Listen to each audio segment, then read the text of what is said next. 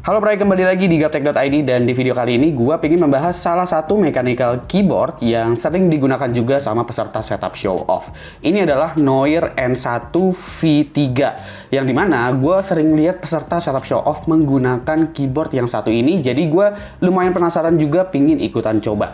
Tanpa perlu basa-basi lagi, langsung aja kita bahas mechanical keyboard yang satu ini, mulai dari desainnya dulu seperti apa. Noir N1 ini adalah keyboard dengan desain 65% layout. Secara tampilan, keyboard 65% seperti ini emang udah nggak bisa diberikan gimmick macam-macam.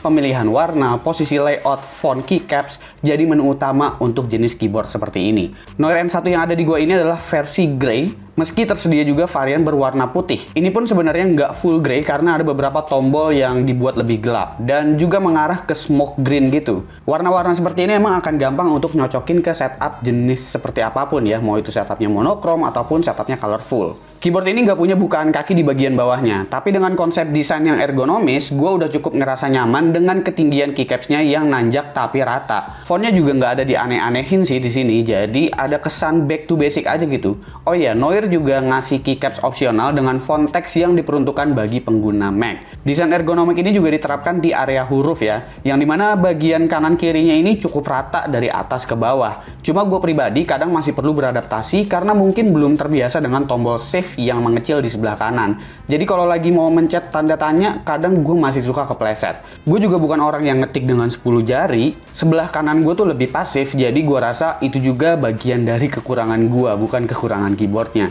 Nah, untuk dimensinya, keyboard ini ada di angka 31 x 10 x 3,8 cm dengan berat 570 gram.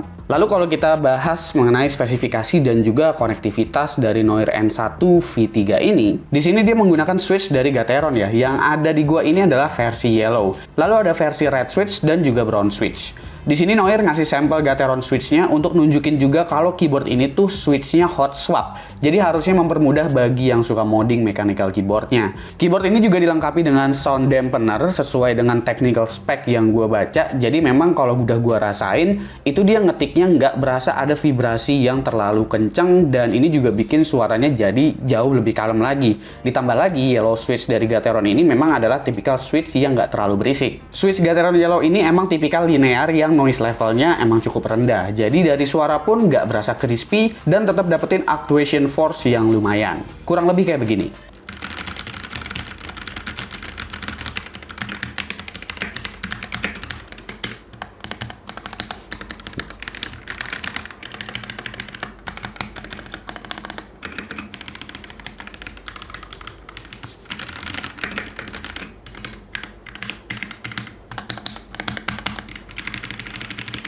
Nah, Noir juga udah ngasih puller di sini untuk cabut keycaps dan switch-nya ya. Jadi kelengkapan udah lumayan oke. Dongle wireless udah 2,4 GHz, di atas kertas ini bisa mencapai 1 millisecond response time. Bisa juga dengan Bluetooth jika pingin daya tahan baterai lebih panjang. Untuk sekedar ngetik kerjaan sih, gue pribadi pakai Bluetooth udah lebih dari cukup. Tentunya ini akan berkaitan dengan baterainya ya, dimana untuk baterainya sendiri diklaim ini bisa bertahan hingga 64 jam apabila kalian nggak menggunakan backlit RGB-RGB-annya dan juga apabila kalian lagi menggunakan Bluetooth. Sementara kalau kalian pakai dongle dan RGB-nya itu hidup, itu dia bisa bertahan sekitar 13 jam. Kalau pengalaman penggunaan gue pribadi, sebenarnya ya ini bakalan bisa lebih dari 13 jam meskipun menggunakan dongle-nya. Karena ya penggunaan gue mungkin nggak terlalu intens banget, karena ini cuma dipakai buat ngetik-ngetik aja bersama dengan laptop yang ada di sebelah gue ini, termasuk script video yang ada di sini. Jadi sebenarnya masih bisa lebih dari 13 jam apabila kalian menggunakan dongle, dan gue juga nyalain si backlit RGB-RGB-annya. Kalau mau wired atau di charge, ini udah pakai USB Type-C. Menarik, kabelnya juga ini udah braided, jadi gue rasa cukup oke. Lalu kalau bicarain soal fiturnya, karena ini keyboard 60%, pastinya kita harus bersahabat banget dengan tombol Fn ya, dimana tombol Fn ini bakalan sering banget kepake. Bahkan untuk F1 sampai F12 saja, kita perlu nekan tombol Fn dulu. Kalian bisa pindah ke mode Mac dengan menekan tombol Fn plus J, lalu ke Windows itu Fn plus F. Kalau mau ganti warna backlit itu Fn plus backspace, naikin rendahin itu delete dan tanda petik. Ini udah RGB, jadi sesuaiin aja enaknya gimana. Totalnya itu ada 25 profile tanpa setting spesifik. Kalau pick up, pick down ini bukan turbo mode gitu ya, melainkan ini adalah speed dari backliftnya.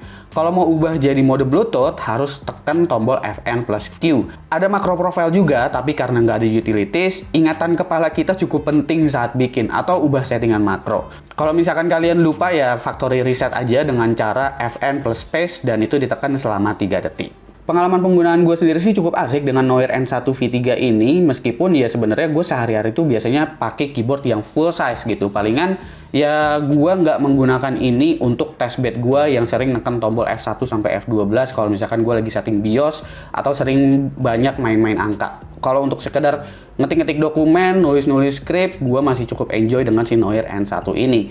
Lalu bagaimana dengan harga dan kesimpulannya untuk Noir N1 V3?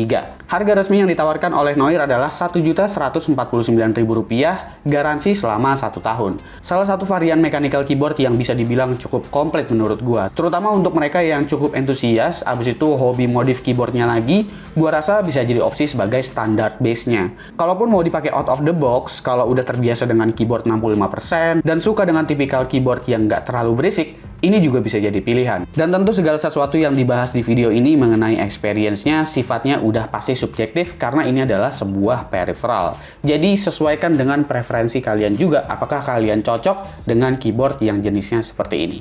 Komen di bawah dan kasih pendapat kalian masing-masing. Jangan lupa like, share, dan subscribe jika video ini menarik buat kalian. Follow sosial media gua kalau lu kepo sama apa yang ada di balik layar Gaptek. Beli juga merchandise Gaptek kalau kalian ingin support Gaptek dengan cara lain. Ada beragam t-shirt di sana, silahkan cek link di deskripsi kalau emang kalian mau beli. Gue Suki dan seperti biasa sampai jumpa di lain kesempatan.